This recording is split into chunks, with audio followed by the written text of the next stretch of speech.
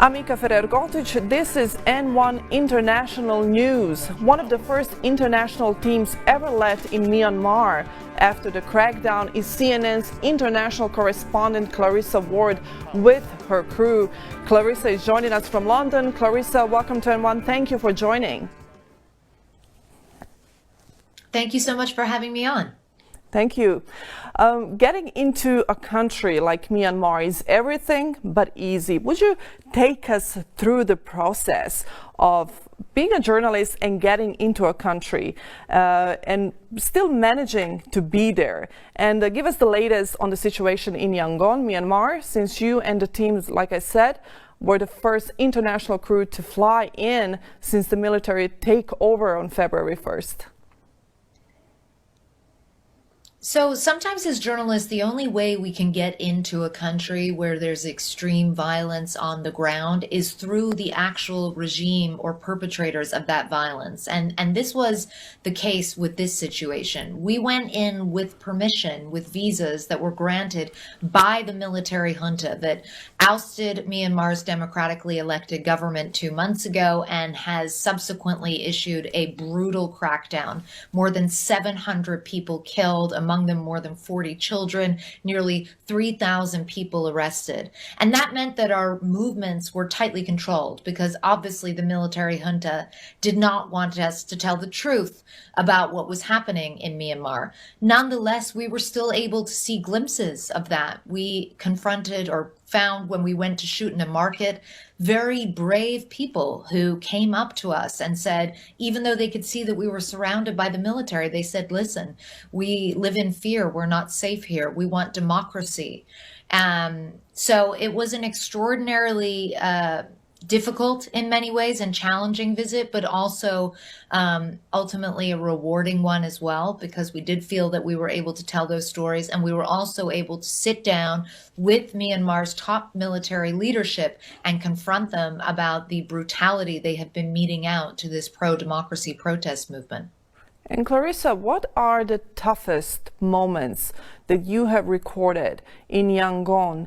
Like you said, Myanmar security forces have killed over 700 civilians, leaving desperate anti-coup protesters to call on the United Nations to intervene. That's 710 by this morning.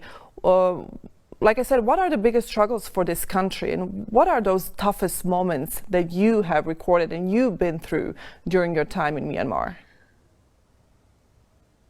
I think, some of the toughest moments were talking to these people who approached us in this market and hearing their pleas for the outside world to listen. Hearing one woman actually said to me, talking about the military, they're not human. They're not human. And that really stayed with me. I couldn't forget it.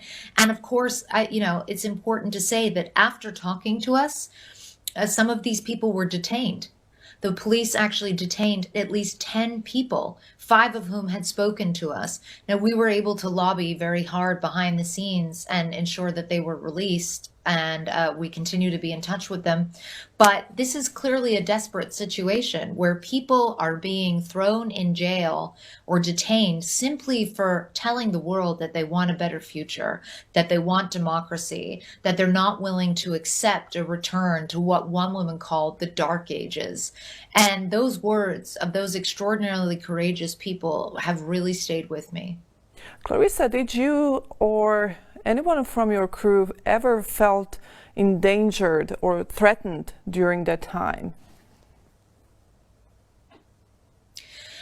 I don't think we were very lucky because we're there with the military, because there was a lot of public eyes on our visit. It gives us a measure of protection.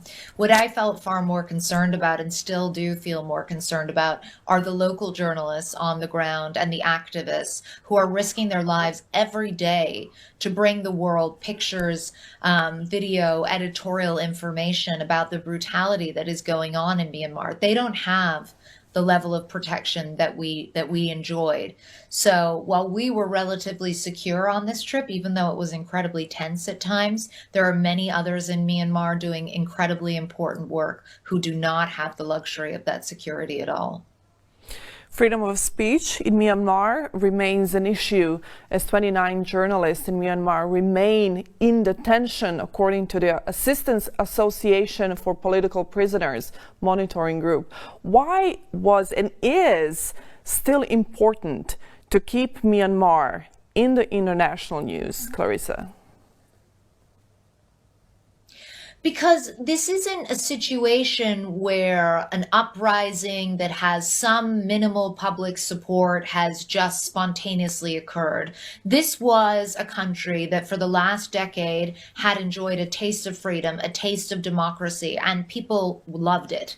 And they want to preserve it, they want to keep it, and the military does not have any popular support. And this is what makes it very different from other conflicts that I've covered, from what I've seen on the ground and from what I've seen through the journalism coming from inside Myanmar. Simply put, the military does not have the support of its own people. The people want a return to the status quo 3 months ago. They want to have their democracy back again. They want to see the results of the November election honored, and they want an end to this brutal military repression once and for all.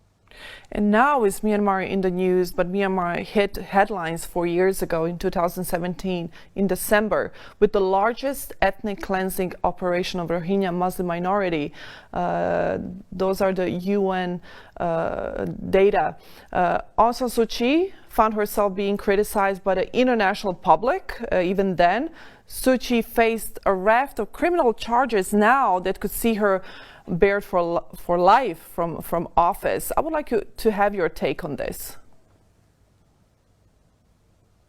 Look, I think you have to understand that Aung San Suu Kyi was in a very difficult position. Clearly, her position was always tenuous, as we now see from the results of the coup. It may well be the case that she felt she had to publicly pay lip service or try to diminish the brutality of the military's actions against the Rohingya Muslims because she knew that she would be jeopardizing her position if she did not. But whatever the past was, whatever the sort of apologies that were made for unacceptable and atrocious acts against the Rohingya Muslims, it doesn't change the reality of what's going on today, which is that Aung San Suu Kyi and her party won a landslide victory in November's election. And instead of being catapulted into a position of further power as a result of that, she is under house arrest. Her people and her followers and the people of Myanmar are facing an extraordinarily brutal crackdown. That's what's important, and that's what the international community, I think people in Myanmar would really like to see them focus on. And this is why your work as well is so important, to have this information come out in the international news. We don't see that very often. Will you be returning to Myanmar? Have you thought about that? I would love very much to return to Myanmar. I don't think we'll be getting another invitation or another visa, rather, from the military anytime soon, because obviously our report was very critical. But you can believe that we will continue telling the story, not just me, all my colleagues at CNN who are in Thailand, in Hong Kong, covering this story from every angle, and that's something we will continue to do. Clarissa, thank you very much for joining us at N1. Thank you. CNN's international correspondent Clarissa Ward was with us. I'm Mika Ferrer-Gotic. Thank you for watching.